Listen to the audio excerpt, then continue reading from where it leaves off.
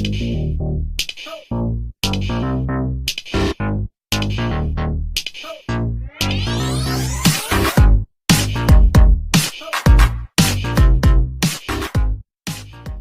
bismillahirrahmanirrahim. Assalamualaikum warahmatullahi wabarakatuh.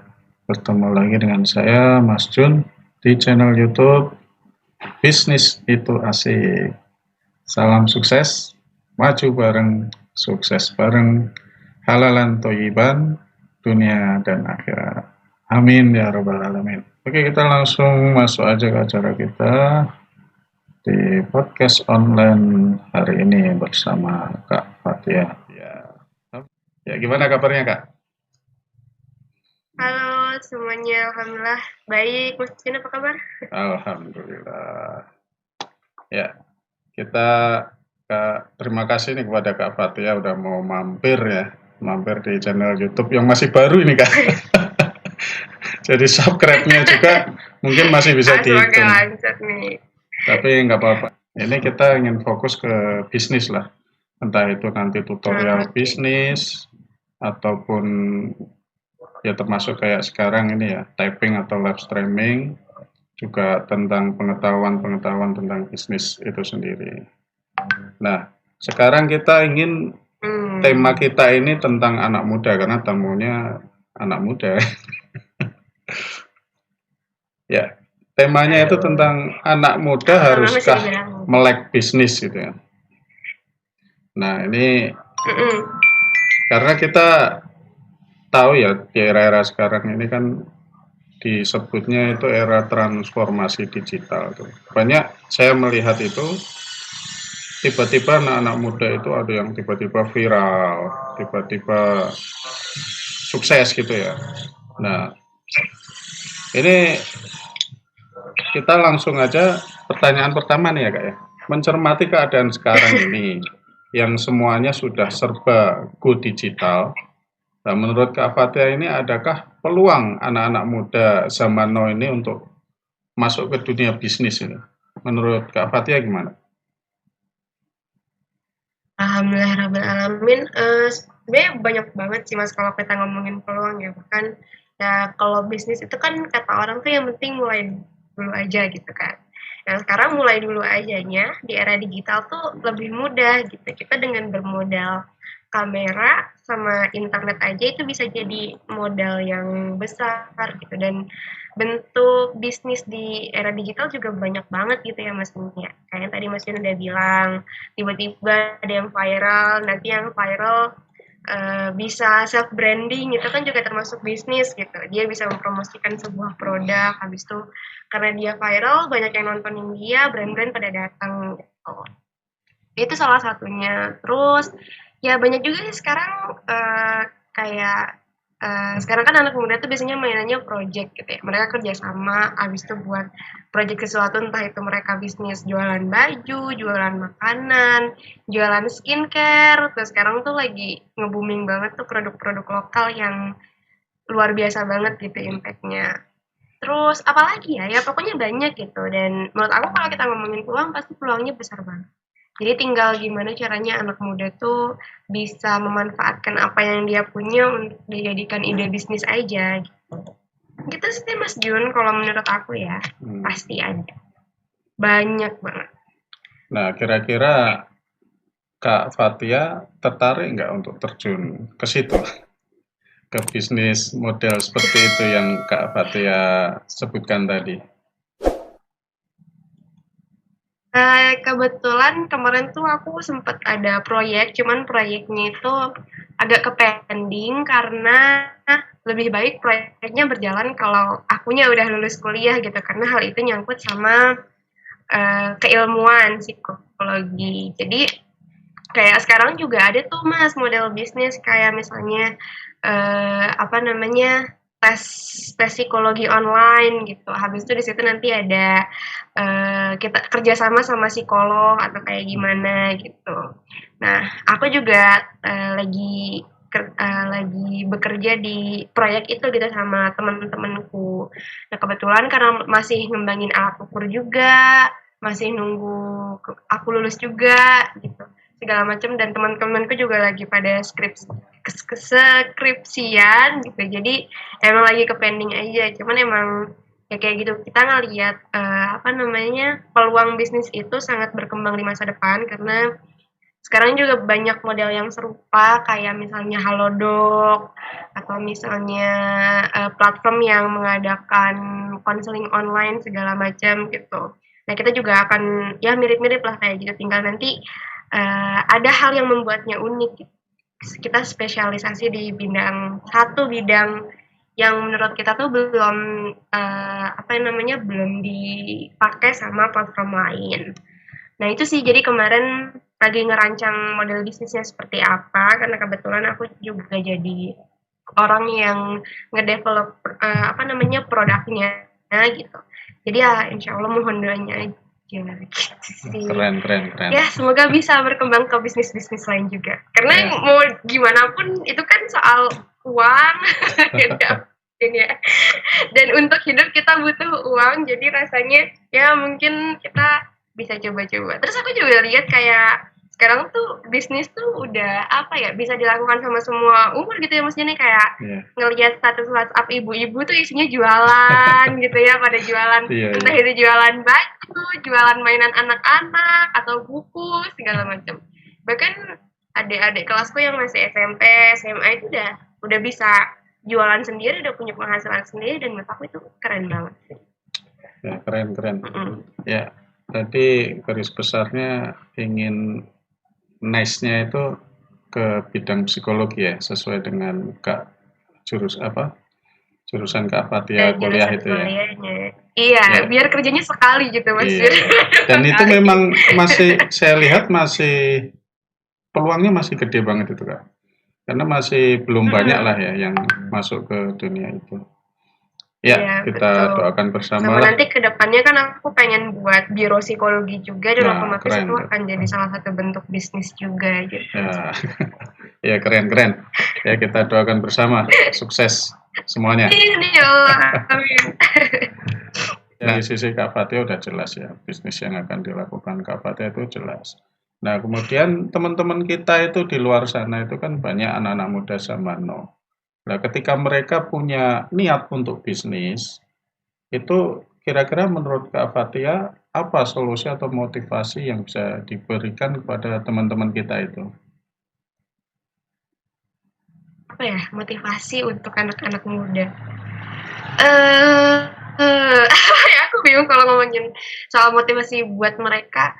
Ya, aku cuma mau bilang kalau untuk ya aku mau bilang aja kalau kedepannya gitu, hal-hal itu akan lebih menyenangkan kalau kita udah merdeka secara finansial. Dalam artian kalau buat anak-anak muda itu, kalau kita udah mandiri secara finansial kan kita bebas gitu ya, mau ngelakuin project apa, mau nyobain hobi baru apa, dan itu bisa memberikan kita hal-hal yang menyenangkan dan membantu kita gitu, entah itu mau buat kuliah lagi atau ngelakuin bisnis lain gitu. Tapi pada akhirnya itu balik lagi ke kita sih. Kalau kita emang mau ngebisnis ya pasti kita yang pertama kali yang harus kita pikirkan adalah ide bisnisnya.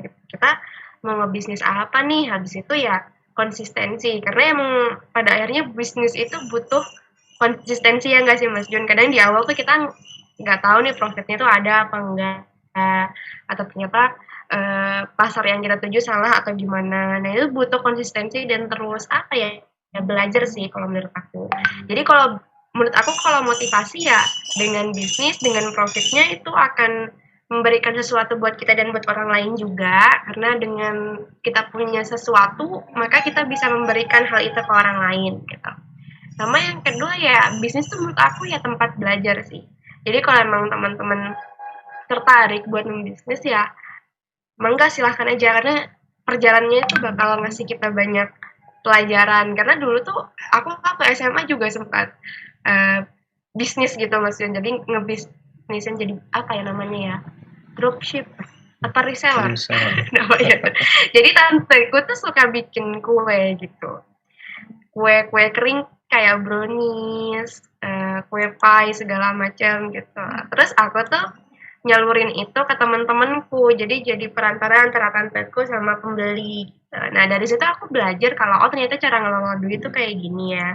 Oh ternyata buat dapat untung segini, buat segini tuh kayak gini ya. Dan ketika aku dapat profit, ternyata ada hal-hal yang bisa aku dapatkan gitu, hal-hal lain segala macam. Tapi sekarang juga nggak perlu apa ya. Sekarang kita juga nggak mesti jual barang gitu loh Mas Jun. Di era-era digital kayak gini tuh kita bisa jual jasa. Kayak misalnya temenku jadi joki tugas gitu kan. Atau misalnya yang suka ngegambar, bikin gambar buat orang lain, buat portofolio, yang suka ngedesain juga segala macam dan itu bisa jadi modal besar buat kita, terus bisa join freelancer juga segala macam karena emang yang butuh jasa tuh banyak. Gitu sih sebenarnya. Ya kalau motivasi sebenarnya balik lagi ke kita gitu karena biasanya tiap orang motivasinya beda-beda gitu Mas Jun. Ada yang motivasinya mau jadi orang kaya, ada motivasinya pengen punya banyak duit biar bisa ngasih ke orang lain. Ya kayak gitu banyak sebenarnya motivasinya. Jadi ya tinggal tanyain lagi aja ke masing-masing gitu. Motivasinya tuh apa? Kalau aku sendiri motivasinya ya selain buat mengamalkan ilmu yang aku punya biar bisa berkembang lebih luas lagi dan banyak orang yang merasakannya gitu. Di sisi lain ya juga aku pengen punya sesuatu yang bisa aku hasilkan dan itu bisa aku berikan ke orang lain baik dalam bentuk material ataupun non material gitu sih. Keren. Gitu motivasinya. Keren. Ini juga bisa motivasi buat saya juga ini. Sekarang juga yang bisnis YouTube gitu ya mungkin ya banyak banget kan, bahkan bocah-bocah tuh udah ada yang punya channel YouTube-nya sendiri, tiba-tiba bahkan viral ada ya. Tiap hari tuh streaming video entah itu anak kecil, namanya anak-anak SD udah buat konten video, makanya dia main game, habis itu dia open streaming, habis itu banyak yang nonton dari itu kan ini dapat duit juga gitu kan. Ya emang kembali kalau untuk YouTube itu emang kembali ke niat sih ya. Kadang emang ada yang niatnya memang jadi konten kreator gitu ya untuk mencapai ini malah susah itu. Tapi giliran yang ngasal tiba-tiba viral gitu. Tapi kalau saya pribadi sih kenapa bikin ini pertama seperti kata Kak Fatia tadi supaya belajar konsisten membuat konten gitu kan. Kemudian juga niatnya itu memang ya niatnya sebagai orang Islam ya kita niatnya ibadah ya karena Allah. Jadi ya ibaratnya nanti ada rezeki di situ ya ibaratnya bonus lah itu. jadi intinya kalau saya ya niatnya niatnya ibadah, kedua ingin belajar konsisten dalam membuat konten gitu. Makanya saya di sini mencoba buat satu channel YouTube lagi yang memang khusus. Jadi ceruknya itu niche-nya udah jelas untuk bisnis. Makanya sore hari ini mengajak Kak Fatia ngobrol tentang bisnis. Biasanya kan tentang yang lainnya kan. Iya betul. Jadi agak berat sih sebenarnya. Soalnya aku nggak begitu expert di bidang bisnis terus tiba-tiba diajakin ngomongin bisnis gitu. Ya, sama-sama belajar kita kan. Oke, masuki pertanyaan berikutnya ya. Iya betul. Kita lihat akhir-akhir ini tuh banyak anak-anak zaman now yang tadi saya sudah sebutkan ya, tiba-tiba viral gitu. Di TikTok terutama yang tiba-tiba sering dapat FYP atau apa itu di TikTok ya, cepat viralnya itu di TikTok. Kemudian imbasnya ke YouTube juga biasanya. Nah, ternyata itu juga mendatangkan cuan bagi mereka gitu kan, mendatangkan penghasilan. Nah, contoh yang baru-baru ini tuh adalah Zidan ya, tahu nggak Zidan nggak?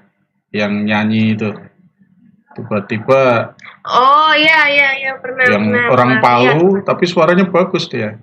Awalnya dia hanya mahasiswa penjaga warung dia. Bahkan dia TikTok aja itu awalnya sebel, tuh apaan itu joget-joget gitu kan, nggak jelas tuh. Akhirnya dia mungkin pelajari atau oh ternyata di TikTok itu nggak cuma joget-joget, bisa yang lainnya juga. Nah dia punya keahlian mungkin di nyanyi, suara nyanyi itu. Nah di TikTok itu saya sebelum dia viral tahunya di TikTok. Nah pas diajak siapa itu yang di Jogja itu ya, Triswaka atau siapa itu sama Nabila itu Nah, diajak ke sana tiba-tiba nyanyi bareng viral tuh. Sampai akhirnya masuk ke TV, dipanggil para selebritis itu kan. Nah, itu memang kadang apa ya, kayak nggak disangka-sangka juga ya. Nah, pertanyaannya menurut Kak Fatia ini fenomena apa ini? Kira-kira hal-hal yang tiba-tiba viral itu kira-kira ini ada fenomena apa di zaman now ini menurut Kak Fatia ini? Apa ya maksudnya? Apa karena kita lagi di situasi emang kayak dunia internet tuh dunia kita yang sekarang gitu, dunia kedua yang bahkan mungkin lebih mendominasi kegiatan kita sehari-hari gitu, apalagi sekarang lagi pandemi gitu kan maksudnya. Iya. Kita mungkin nggak bisa terlalu lebih sering keluar, jadi orang-orang ya mainan HP terus gitu. Nah dari situlah mungkin konsumsinya meningkat dan kegiatan di internet juga meningkat, dan ya bisa terjadi banyak hal kayak yang tadi Mas Jun bilang yang viral-viral itu. Nah, sebenarnya itu juga salah satu bentuk apa ya, bentuk kalau aku lihat sih dari masyarakatnya sendiri memang penikmat konten yang seperti apa, yang lebih menghiburkah atau yang lebih ngasih informasi kah atau seperti apa, dan memang kalau aku lihat itu karakter masyarakat kita tuh suka hal-hal yang ringan, menghibur, dan yang nggak bikin mikir gitu, karena emang mungkin udah capek gitu ya di real life gitu ya Mas, ini udah capek nyari duit ya untuk hidup segala macam tuh udah capek gitu, dan mereka ke medsos buat ya nyari hiburan gitu, dan kebetulan ya banyak orang-orang yang mungkin unik kayak tadi kan si Zidan itu punya suara unik yang emang kalau denger ya nyenengin gitu kan, nyampe ke hati segala macam. Ada juga yang apa sih kayak siapa ya? Vicky Naki yang emang dia punya keahlian di bidang bahasa dan public speakingnya sangat baik, jadi punya ketertarikan sendiri, jadi orang-orang suka gitu nontonin dia.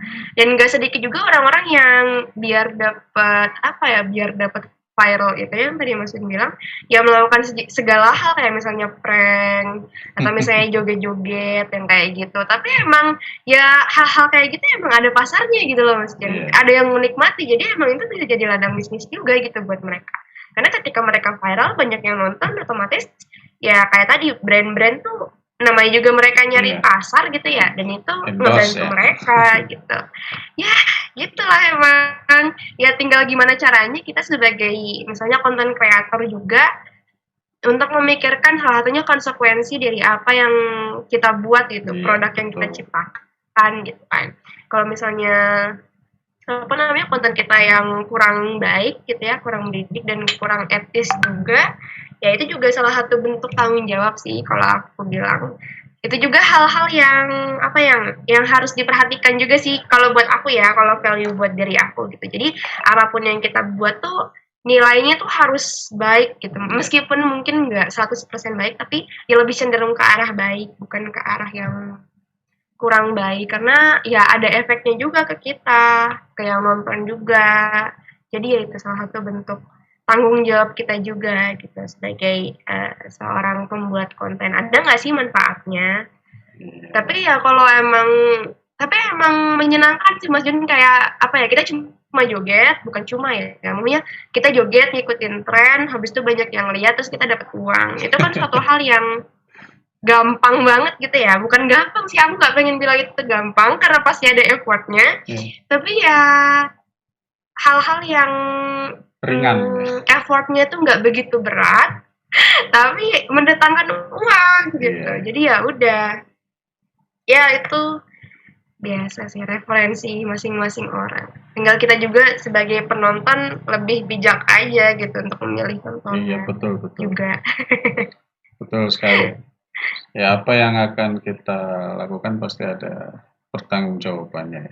Betul. Makanya terkadang apa ya, ketika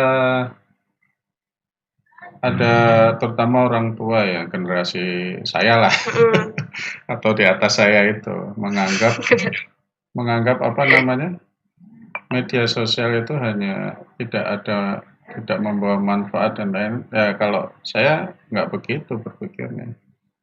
Jadi ya ibaratnya seperti pisau lah media sosial itu. Bagaimana kita menggunakan, bisa jadi manfaat, bisa jadi mudarat juga. Ya itu tergantung kitanya. Oke, kembali ke bisnis lagi ini. Nah, kira-kira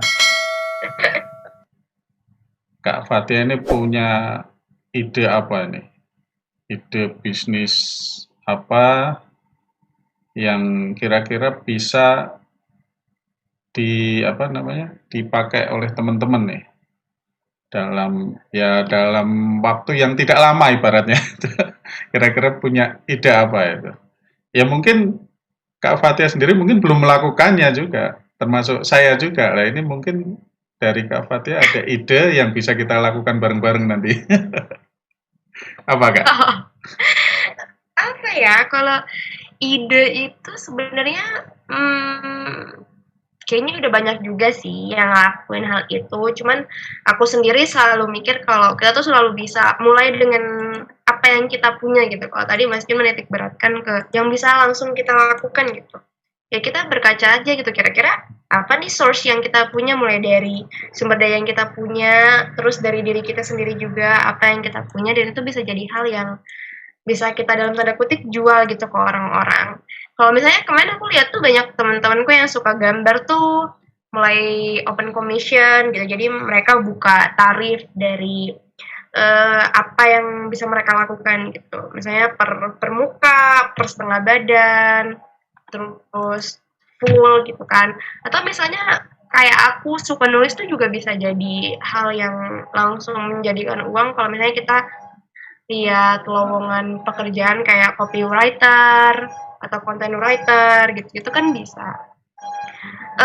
Mungkin apa ya, salah satu hal yang bisa dijadikan bisnis, ya sekarang sih yang bisa menghasilkan profit besar ya lewat YouTube juga sih Mas. Makanya kita bisa apa namanya, kalau kita nggak punya produk, kayak tadi kan kita bisa menjual jasa. Nah, jasanya itu bisa dijadikan konten video, terus kita upload di YouTube. Cuman PR-nya habis itu ya biar nggak sepi, gimana caranya kita nge-marketinginnya, ngepromosiin konten kita gitu. Iya, Kita betul. juga bisa minta exposure dari teman-teman kita sih.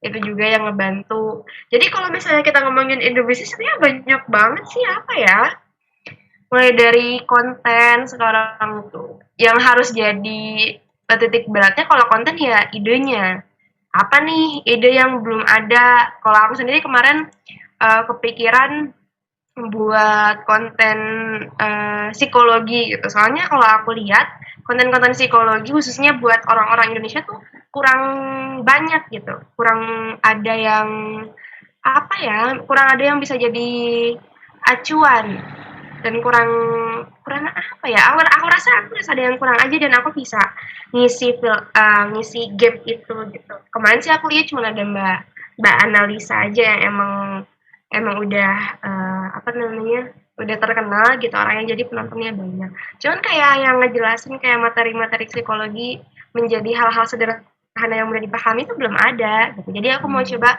nge-feel di situ. Jadi pintar-pintar apa ya, kita cari gap aja sih. Kalau Mas Jun kan apa? Mas Jun bisa main alat musik, editing bisa, nge-shoot bisa gitu kan. Tinggal kontennya aja nih yang gitu. Tapi ini udah keren sih Mas Jun, tinggal collab Sama aja sama yang belum jago bisa bisnis istiqomah gitu. gitu. Iya betul, sama paling istiqomah aja. Kalau aku sih ide bisnis ya balikin lagi aja ke masing-masing orang. Kalau dari aku ide bisnis ya, karena aku emang orangnya seputar apa yang aku bisa, ya ide-ide aku ya di seputar itu aja gitu. Tadi yang konten psikologi, tinggal bagaimana nanti nge-delivering ke orang lainnya gitu sih. Oke. Paling apa ya, udah sih paling itu, tinggal memanfaatkan. Ya sekarang juga ngejual kan udah gampang ya, mungkin kalau misalnya kita punya produk gitu, kayak misalnya jualan stiker atau jualan hal-hal perintilan-perintilan gitu ya, kerajinan-kerajinan tangan, bisa langsung kita jual via Shopee segala macam. Itu banyak banget sih, udah banyak. Tapi kalau misalnya kita ngomongin ide-ide yang otentik, kayaknya sulit juga gitu. Apa ya yang misalnya belum ada di dunia ini gitu. Ya tadi Kalau aku Kak Fatia sebutkan ya ada temen yang bisa gambar atau desain. Kemudian Kak Fatia juga bisa menulis ya. Nah, kira-kira ini buat teman-teman juga ini yang biasa desain, biasa nulis, ini kira-kira media apa yang bisa disalurkan dan bisa apa dipromosikan gitu. Medianya apa? Apakah seperti blog atau apa itu? Mungkin bisa Kak Fatia jelaskan. Kalau buat yang kayak misalnya nulis atau ngelukis, ngegambar, atau misalnya orang-orang programmer gitu ya. Maksudnya yang produknya itu, keahliannya itu bisa dilihatkan ke orang lain, itu biasanya kita buat portofolio dulu sih Mas Jun. Ya bisa portofolionya dari YouTube, atau misalnya produk yang udah kita hasilkan kayak misalnya di akun Instagram kita gitu kan, misalnya kita nge-upload karya-karya kita di situ, atau misalnya nge-upload proses pembuatannya via YouTube, atau misalnya kalau orang-orang sekarang tuh yang jago ngedesain segala macam ya udah punya produknya gitu dalam bentuk misalnya desain produknya misalnya kaos, desainnya seperti apa, atau misalnya sekarang juga desain tempat produk itu biasanya anak-anak ITB itu kemarin aku lihat gimana ya. Jadi mereka buat desain tempat makan atau tempat wadah ngebungkus yang lebih inovatif itu kan ada prototipenya atau segala macam bentuk rancangan desainnya gitu dalam bentuk foto segala macam. Lalu kalau orang-orang programmer yang suka buat aplikasi itu ya udah ada aplikasi yang udah pernah dia buat segala macam. Ya sebenarnya bangun portofolio dari platform atau media sosial yang bisa kita raih aja sih sebenarnya Mas Jun kalau saran dari aku. Itu sih kadang yang sering kita lupain gitu ya, kita punya nih, kita jago misalnya nulis, ngegambar, ngelukis, tapi kita tuh nggak pernah mengabadikannya, atau nggak pernah ngejadiin itu sebagai bentuk portofolio yang bisa kita jual dan terkata ke orang lain gitu. Soalnya kalau misalnya kita mau melamar pekerjaan, atau mau apply buat freelance, itu juga butuh portofolio kan untuk meyakinkan si kliennya itu sendiri. Jadi ya itu sih sekarang aku buat portofolionya dan jangan takut buat nge-uploadnya ke media sosial gitu. Kadang orang-orang takut ya Mas ini ya buat nge-upload itu ke YouTube atau ke Instagram atau ke blog karena takut orang-orang mandangnya itu belum bagus, itu belum oke dan segala macam. Karena semuanya juga butuh proses, jadi aku rasa itu juga bentuk proses gitu. Jadi ya dinikmati aja, upload aja gitu. Soalnya pasti seenggaknya ada lah satu orang yang nikmatin karya itu, meskipun misalnya itu orang tua kita, sahabat kita gitu kan. Ya itu kita sebuah permulaan yang baik. Soalnya kalau aku baca tulisanku waktu SMP itu aku malu Mas gitu. Tapi ya Allah, aku malu, aku gak mau baca-baca karyaku waktu SMP karena aku ngapain sih nulis kayak gini. Tapi siapa tahu loh dari tulisan kayak gitu ternyata aku bisa ngasilin buku waktu SMP gitu kan. Tapi bukunya lumayan laris ya. Kita baca gitu ya, sekarang itu karya yang apaan sih gitu, kenapa kayak gini. Ya itulah salah satu bentuk proses. Jadi betul. Nikmati aja perjalanannya, itu mungkin ya yang salah satu hal yang harus kita nikmati kalau kita mau berbisnis atau menghasilkan suatu produk, yaitu kita harus berani untuk melihat prosesnya dari nol sampai hebat kayak sekarang. Oke. Tadi bicara tentang karya Kak Fatia ya, yang tadi nyebut SMP. Waktu SMP Kak Fatia udah berhasil menerbitkan buku kan, dan juga ya kalau untuk hitungan level pemula udah lumayan lah, lumayan cukup laku. Mungkin bisa diperkenalkan karya-karya Kak Fatia mungkin dari SMP sampai sekarang. Apa ya, aku lagi kebetulan waktu SMP tuh kan ya kayak tadi tuh yang waktu aku bilang jangan takut buat nge-upload sesuatu ke media sosial dan jangan takut dijudge gitu ya. Dulu tuh waktu SMP tuh kan aku tipe orang yang ceriwis gitu ya maksudnya. Jadi kalau aku ngelihat ngebaca sesuatu atau ngelihat video sesuatu, ngedengerin sesuatu tuh pasti informasi yang aku dapat tuh aku proses, habis itu aku langsung aku tuangkan ke tulisan gitu dalam bentuk opini, dan itu aku lakukan secara konsisten. Nah itu dia, konsistensi yang penting itu. Meskipun aku awalnya nggak ngarep apa-apa gitu ya, cuma menyalurkan hobi aja, cuma lama-lama tuh ternyata ada sesuatu yang bisa aku hasilkan dari situ gitu. Misalnya waktu tulisan aku viral waktu itu, jadi banyak yang baca, banyak yang komen, meskipun banyak juga yang ngekritik gitu. Bayangin anak SMP ngomongin hal-hal berbau politik, hal-hal berbau yang terlibatkan pemerintah di sana gitu. Bayangin anak SMP ngeprotes itu dengan data yang misalnya minim segala macam, tapi aku rasa itu sebuah proses juga, meskipun sekarang aku ngerasanya ih ngapain sih, kenapa hal kayak gitu juga harus diprotes gitu. Cuman akhirnya ada sebuah hal yang aku dapetin, misalnya self branding, habis itu terus tiba-tiba ternyata dari kumpulan tulisan itu ada yang nawarin buat terbitin buku, dan dari buku itu aku dapet income kan. Nah selain itu juga ternyata ada hal-hal yang mungkin feedbacknya tuh bukan dalam bentuk uang gitu ya Mas Jun ya, bukan dalam bentuk apa gitu, tapi ujung-ujungnya uang juga sih sebenarnya.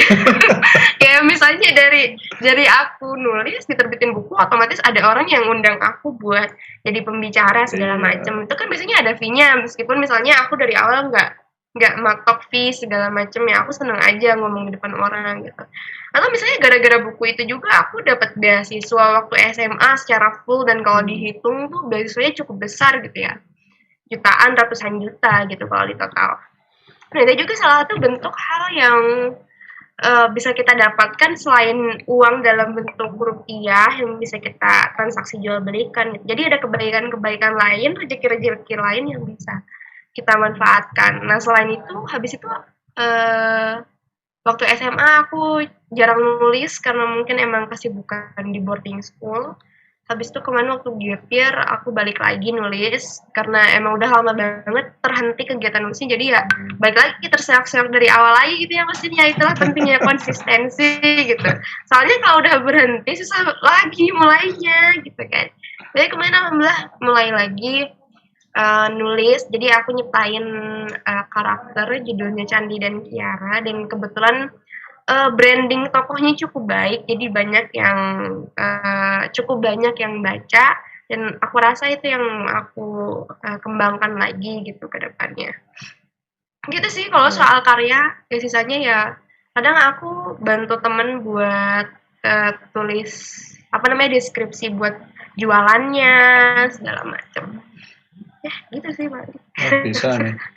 Nanti bisa minta tolong Kak Fatia ini buat deskripsi. boleh. Oh ya, tadi Kak Fatia sebutkan ini ya, yang Candy dan Kiara itu ya. Itu apakah sudah dibukukan atau masih masih sebatas e-book gitu? Iya, jadi ceritanya itu tuh harusnya sudah terbit bukunya, cuman 1 dan 2 hal tuh emang pending terus sampai akhirnya itu bakal jadi project di tahun depan, jadi langsung 2 buku, insyaallah mohon doanya.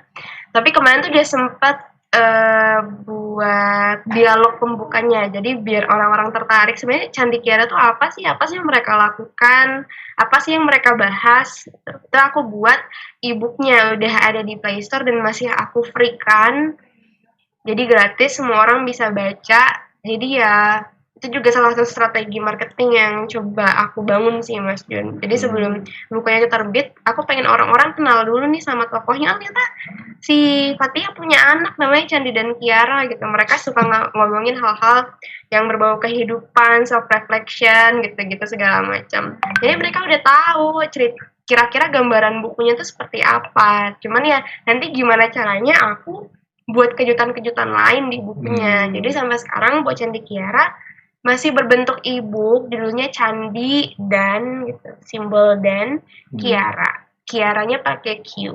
Candinya Candi, C-A-N-D-I, nggak pakai Y belakangnya, bukan Candy. Soalnya ada yang pernah bilang karyaku tuh judulnya Candy dan Kiara, itu lucu ya maksudnya. Nah tuh kayaknya Candi gitu. Cuman ya gitu. Cuman ya menyenangkan sih bermain sama karakter fiksi gitu ya. Sekarang juga kalau aku lihat tuh kalau buat dunia penulisan ya maksudnya banyak konten-konten cerita, orang-orang suka bikin cerita gitu di Wattpad atau di Twitter, jadi nanti ada penerbit yang menawarkan untuk dibukukan gitu. Bahkan karena viral, bahkan ada yang sampai difilmkan. Nah, itu juga jadi salah satu bisnis yang menggiurkan juga ya. Jadi tinggal bagaimana kita save brandingnya lagi. Ya semoga nanti kalau udah dibukukan bisa ada produser yang lirik Kak untuk difilmkan. Amin, amin ya Allah, amin. Oh ya tadi itu ya Kak ya, udah ada di Play Store ya? Yang Iya di Playbook di Play Store ada Candi dan Oh, nanti mungkin bisa dibagikan di deskripsi di YouTube ini mungkin kali ya Kak ya? Boleh nggak itu dibagikan? Boleh banget. Oh ya, oke nanti boleh. Kita coba tampilkan di deskripsi di YouTube ini mungkin. Oke, nggak terasa udah berapa jam nih Kak? Udah hampir 1 jam ya, 45 menit nih. Nggak terasa ya ngobrol-ngobrol aja nih. Wah, ini nih kalau kelihatan boleh. covernya. Itu yang di Play Store ya? Iya, yang di Play Store di Playbook. Bisa di Play Store, bisa di Playbook juga. Oh iya, boleh nanti Lumayan linknya boleh di-share ya? Ya, boleh. Nah ini kan berbicara bisnis ini kan tidak hanya untuk hari ini ya Kak, juga untuk ke depan juga gitu. Nah, ada nggak rencana Kak Fathia membuat tim atau mungkin dikerjakan sendiri? Nah, menurut Kak Fathia gimana?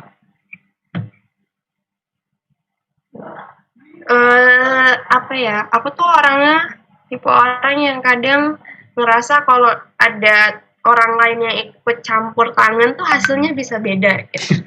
Cuman sampai sekarang ternyata aku merasakan kalau aku tuh nggak bisa sendirian Mas Jen. Karena capek banget ngurus dari awal, mulai dari nulis, terus ngedesain, nge-upload, habis nunggu promosiin sendirian tuh capek. Dan kalau konsisten tuh keren banget sih orang-orang yang bisa konsisten ngerjain itu sendirian. Mungkin kadang tuh di awal-awal harus kayak gitu, cuman nanti kalau udah ada income tuh bisa nge-hire orang lain buat jadi admin atau editor segala macam kan. Kalau aku sih kedepannya lebih prefer untuk buat tim ya daripada kerja sendirian takut burn out segala macam. Karena aku juga harus ngurusin yang lain juga gitu. Ya tinggal gimana caranya kita ngebuat tim tuh ya satu frekuensi gitu. Iya, betul. Satu sama lain. Jadi punya tujuan yang sama. Betul. Oke, nggak terasa ini ya. Kita mungkin mungkin di penghujung podcast online kita ini ya. Mungkin langsung aja ke closing idea. Biasanya closing statement ya. Closing. Tapi sekarang kita closing idea dari Kak Fathia. Ini niru acaranya Pak Mardhani sebenarnya. Closing idea. Closing idea. Apa ya, kalau kita ngomongin bisnis sebenarnya yang harus kita cari pertama kali adalah idenya. Kita mau bikin apa, atau mau menawarkan jasa apa, atau buat produk apa. Terus kalau udah dirasa mumpuni, bisa gitu ya, udah bisa menghasilkan sesuatu, langsung dimulai aja gitu. Meskipun misalnya masih sedikit yang ditawarkan, atau misalnya masih sedikit yang bisa kita lakukan, tapi percayalah ketika kita bisa konsisten sama mau terus belajar dari waktu ke waktu, insya Allah itu akan jadi bisnis yang besar. Karena aku ngerasa sih pasti akan jadi sesuatu gitu, entah itu kapan, entah itu viral, entah itu emang pada akhirnya memberikan kita kualifikasi yang mumpuni buat kitanya sendiri, jadi makin jago gitu ya. Jadi nggak ada yang sia-sia gitu. Jadi dimulai aja. Jangan disimpan di samping kita aja karyanya, produknya, atau bahkan jasanya jangan disimpan buat kita sendiri. Tapi silahkan tunjukkan ke dunia kalau kita tuh bisa melakukan sesuatu, kita punya sesuatu. Jadi biarkan nanti rezeki yang datang ke kita sendiri. Jadi mungkin awalnya emang berat. Recording in progress. Awalnya mungkin emang berat, awalnya mungkin emang butuh kesabaran yang ekstra, tapi pasti ada hasilnya gitu. Tinggal jangan menyerah aja meskipun nanti di tengah jalan gagal, nggak apa-apa, kita bisa bangkit lagi dari kegagalan itu dan belajar dari situ. Semangat buat bisnis dan belajar terus bareng-bareng. Siap. Oke, terima kasih Kak Fatia atas sharing ilmunya di hari ini. Ya, makasih juga Mas Cinta mau diajak ngobrol-ngobrol. Ya, jangan kapok ya kalau ajak ngobrol lagi ya Kak ya. Mungkin dengan insya Allah dengan tema-tema yang lain, dengan atau apa yang lagi viral di zaman-zaman now ini mungkin. Ya mungkin apa untuk podcast online kita hari ini mungkin kita cukupkan sekian dulu ya. Terima kasih banget pada Kak Fatia yang telah menemani saya di sore atau di hari ini. Terima kasih. Mohon maaf apabila ada kata-kata yang kurang berkenan, apabila ada kesalahan. Semoga acara kita hari ini bisa memberikan manfaat kepada teman-teman kita, terutama anak-anak muda zaman now dan juga untuk masyarakat pada umumnya. Oke, kita tutup dengan hamdalah. Alhamdulillahirrabbilalamin dan doa kafaratul majelis. Subhanakallahumma wa bihamdika asyhadu an la ilaha illa anta astaghfiruka wa atubu ilaik. Wassalamualaikum warahmatullahi wabarakatuh.